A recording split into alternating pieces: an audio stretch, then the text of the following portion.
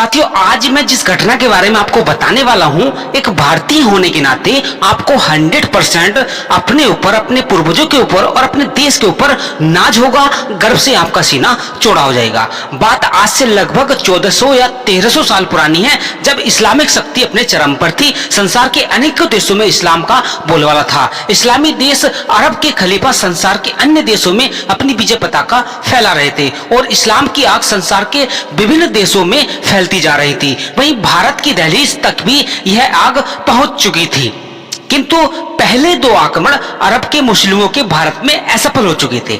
ये दो आक्रमण हुए थे 636 और 37 ईस्वी के बीच हुआ था। पहला आक्रमण जो असफल हो गया था, दूसरा आक्रमण 644 ईस्वी में किया गया था, जो अपना प्रभाव नहीं छोड़ पाया।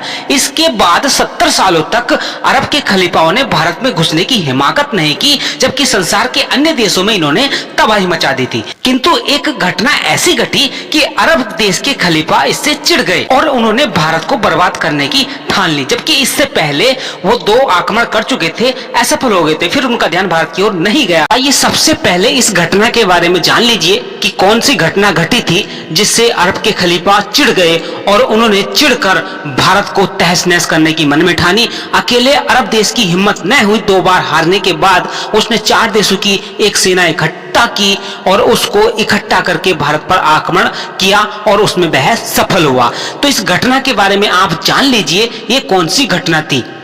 साथियों, ऐसी वीडियो बनाने के लिए काफी पढ़ना पड़ता है, मेहनत लगती है, याद करना पड़ता है, तो प्लीज वीडियो को लाइक, चैनल को सब्सक्राइब जरूर कर लेना। अरबों का एक दल मालवार तट से लौट रहा था और दमिश्क के खलीफा हिंद प्रथम तथा उसके सूबेदार बसरा के हज्जाज के लिए भेंट की सामग्री लिए जा रहा था। सिंध के मुहाने पर भारतीय समुद्री डाकू ने उसे लूट लिया और अरबों को देवल यानी कि कराची के बंदरगाह में नजरबंद कर दिया। सिंध के राजा से अरब के खलीफाओं ने अपने नागरिकों को छुड़ाने की मांग की, किंतु सिंध के राजा ने उसे टाल दिया। इससे हज्जाज क्रोधित हो गया और उसने तुरंत ही सिंध के राजाओं को दंड देने के लिए एक आक्रमणकारी दल भेजा, किंतु वह विफल हो गया। उसके बाद फिर से उसने एक दूसरा दल भेजा, लेकिन वह भी अधिक सफलता प्राप्त नहीं कर सका। इससे अरब के खलीफा और चिढ़ गए और आग बबूला हो गए। जब बार बार भारत पर आक्रमण करने के बाद अरब के मुस्लिमों को सफलता न मिली, तो इन्होंने अन्य देशों के साथ मिलकर भारत से लोहा लेने की मन में ठानी। उसके लिए इन्होंने क्या किया आप देख सकते हैं, इतिहास में आप पढ़ सकते हैं। इतिहास में लिखा हुआ है, आपको भारत का इतिहास पढ़ना चाहिए अगर आप भारतीय हैं तो, क्योंकि वो भारत का इतिहास नहीं है, वो आपका इतिहास है, आपके पूर्वजों का इतिहास है। उसके लिए आप हमारे चैनल को भी सब्सक्राइब करके घंटी के निशान दबाकर ऑल पर क्लिक कर सकते हैं, क्योंकि हम इतिहास की पुरानी से पुरानी जानकारी आपके लिए लाते रहते हैं, उसकी वीडियो बनाते रहते हैं। तो देखिए, इन्होंने जो है इराक के सूबेदार को तैयार किया। 711 ईस्वी में इराक के सूबेदार को तैयार किया और शरद ऋतु में इराक के सूबेदार ने अपने भतीजे एवं दामाद इमामुद्दीन मोहम्मद बिन कासिम को पहले से अधिक शक्तिशाली सेना देकर भेजा, जिसमें 6000 सीरियाई घोड़े, इराकी ऊंट, सामान ढोने के लिए पशु आदि सम्मिलित थे।